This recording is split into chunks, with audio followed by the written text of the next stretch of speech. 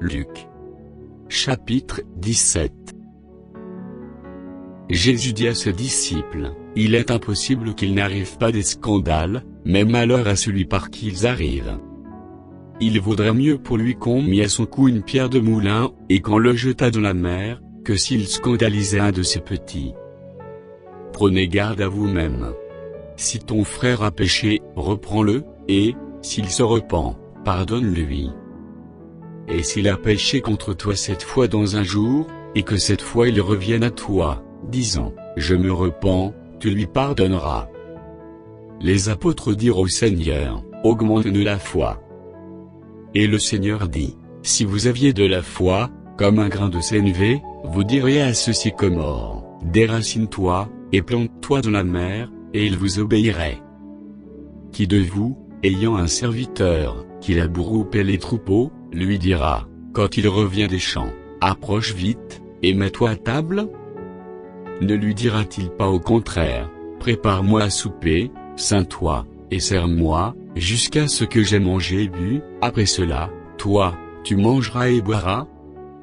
Doit-il de la reconnaissance à ce serviteur, par ce qui a fait ce qui lui était ordonné?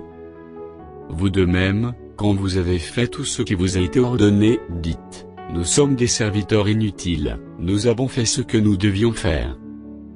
Jésus, se rendant à Jérusalem, passait entre la Samarie et la Galilée.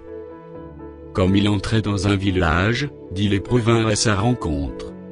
Se tenant à distance, ils élevèrent la voix, et dirent, Jésus, Maître, aie pitié de nous.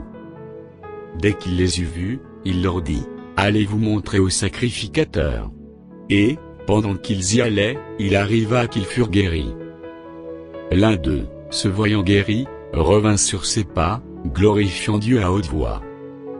Il tomba sur sa face aux pieds de Jésus, et lui rendit grâce.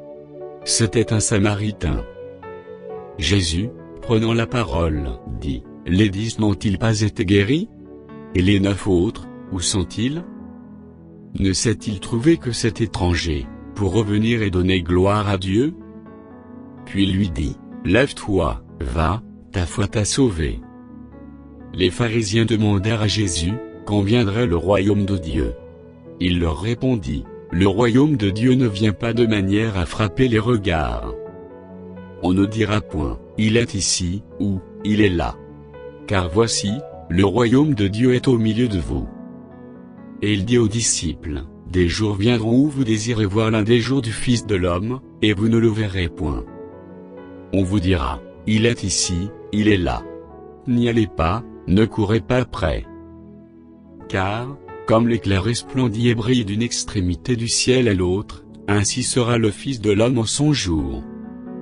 Mais il faut auparavant qu'il souffre beaucoup, et qu'il soit rejeté, par cette génération. Ce qui arriva du temps de Noé, arrivera de même au jour du Fils de l'homme. Les hommes mangeaient, buvaient, se mariaient et mariaient leurs enfants, jusqu'au jour où Noé entra dans l'arche, le déluge vint, et les fit tous périr. Ce qui arriva du temps de Lot arrivera pareillement. Les hommes mangeaient, buvaient, achetaient, vendaient, plantaient, bâtissaient.